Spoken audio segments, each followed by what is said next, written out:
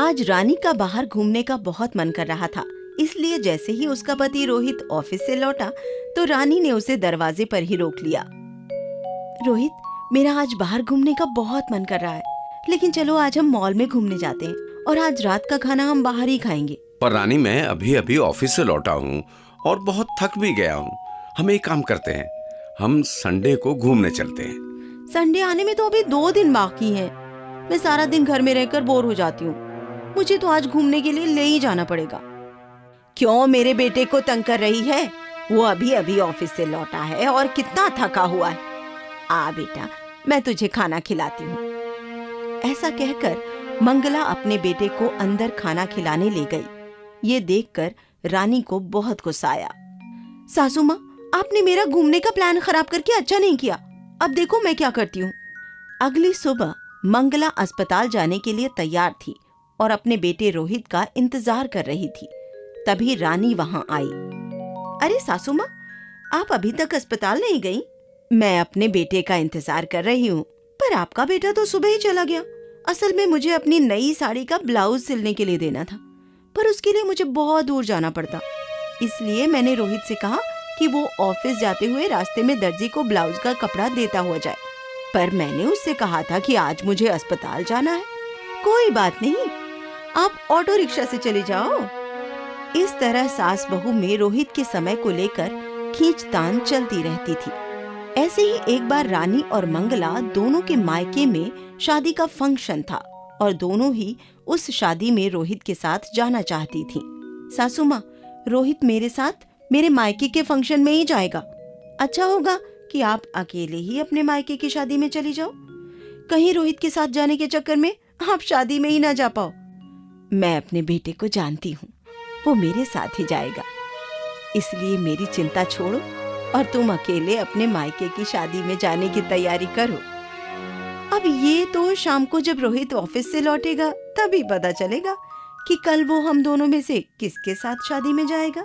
शाम को जब रोहित ऑफिस से लौटा तो रोहित को कुछ समझ नहीं आया कि वो उन्हें क्या जवाब दे। मेरे लिए ये तय करना बहुत मुश्किल है कि मुझे किसके साथ जाना चाहिए, और मैं तो बस तुम दोनों को खुश देखना चाहता हूँ। इसलिए तुम दोनों आपस में तय कर लो और मुझे बता दो कि मुझे किसके साथ जाना है। सासू माँ, आपने सुना ना कि रोहित मेरे साथ जाना चाहता है, इसलिए आप अकेले ही चली जाइए। मैं अपने बेटे को जानती हूँ, वो तुझे दुखी नहीं करना चाहता, इसलिए वो खुलकर बोल नहीं पा रहा है, पर असल में वो मेरे साथ जाना चाहता है।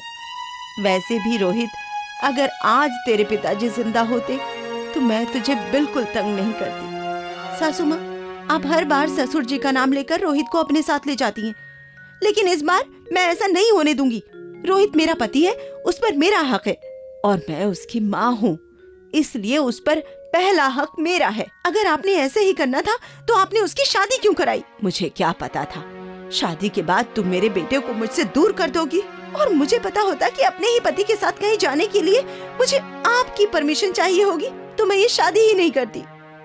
बहस करते करते दोनों रोने लगी और अपने अपने कमरे में चली गईं। उस दिन कोई भी अपने मायके के फंक्शन में नहीं गया। फिर अगली सुबह रानी ने रोहित और अपनी सास से कहा, मैं बंटवारा करना चाहती हूँ।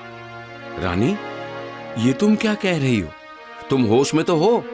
इतनी छोटी सी बात के लिए तुम इस घर का बंटवारा करना चाहती हो?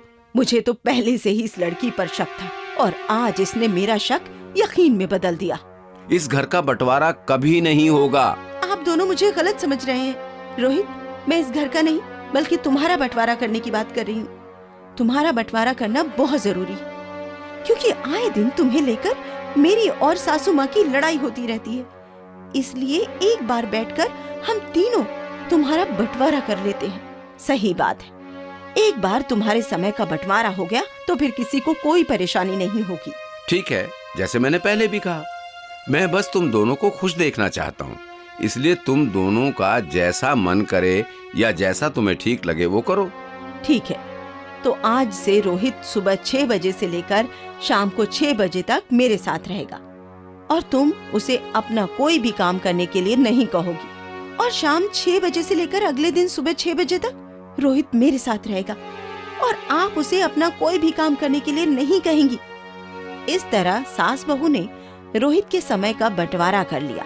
अब 12 घंटे रोहित अपनी माँ को कभी अस्पताल लेकर जाता, कभी मंदिर लेकर जाता, कभी शॉपिंग कराता, तो कभी उनके दूसरे किसी काम में मदद करता, और 12 घंटे अपनी पत्नी के साथ घूमता, शॉपिंग करता और उसके बाकी कामों में उसका साथ देता। सास बहू इस बंटवारे से बहुत खुश थी, लेकिन इस सब में रोहित बहुत थक जाता था। क्या बात है रोहित, आजकल तुम बहुत थके थके से रहते हो? कुछ नहीं मनीष, बस घर में सास बहू ने अपना झगड़ा सुलझाने के लिए मेरे समय का बंटवारा कर दिया है। दोनों अपना समय शुरू होते ही मुझे कभी किसी काम के लिए बाहर ले जाने के लिए कहती हैं, तो कभी घर में ही किसी काम पर लगाए रखती हैं। इस सब के बीच मुझे आराम करने का समय नहीं मिल पाता। फिर तो तुम्हें उन दोनों से बात करनी चाहिए, क्योंकि अगर ऐसा ज्यादा दिन चलता रहा तो तुम्हारी तबीयत भी खराब हो सकती है। मुझे कुछ नहीं होता, अगर वो दोनों इस बंटवारे से खुश हैं तो मैं भी खुश हूँ। ऐसे ही बहुत दिनों तक चलता रहा। अब सास बहू के बंटवारे का असर रोहित की सेहत पर दिखने लगा था। रोहित, मुझे शाम तक ये फाइल तैयार करके देना है। वैसे तुम्हारी तबीयत ठीक नहीं लग रही, तुम ऑफिस का काम कर तो सकते हो ना? हाँ बॉस, मेरी तबीयत थोड़ी सी खराब तो है, पर कोई बात नहीं, मैं ये फाइल कंप्लीट कर दूंगा। अगर तुम्हारी तबीयत ज्यादा खराब है तो कुछ दिनों की छुट्टी ले लो।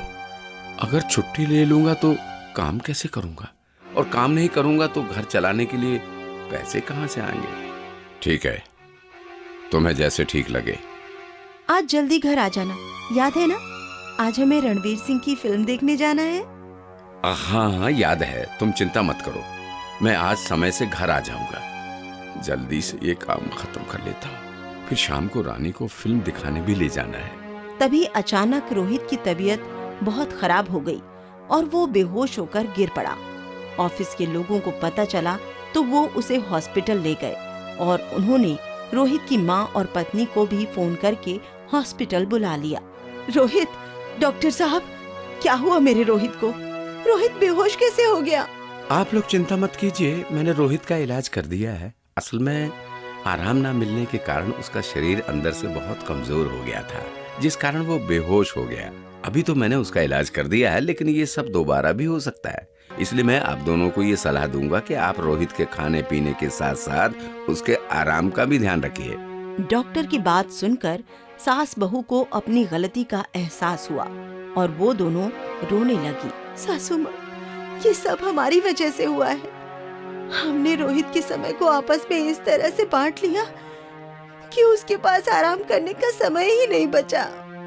हाँ बहू, हमने अपने चक्कर में रोहित के बारे में सोचा ही नहीं कि उसे क्या चाहिए, और वो बेचारा बस हमारे बारे में ही सोचता रहा। बस यही कहता रहा कि मैं बस आप दोनों को खुश देखना चाहता हूँ। आपने सही कहा सासू माँ, ये सब हमारे बंटवारे की वजह से हुआ। मैं ये बंटवारा अभी खत्म करती हूँ। मैं भी ये बंटवारा खत्म करती हूँ। आज से हम रोहित के समय को आपस में नहीं बांटेंगे, बल्कि अपना सारा समय रोहित का ध्यान रखने में लगाएंगे। इस तरह सास बहू ने पहले रोहित के समय का बंटवारा कर लिया और फिर समझ आने पर रोहित के समय का बंटवारा खत्म कर अपना सारा समय रोहित के नाम कर दिया।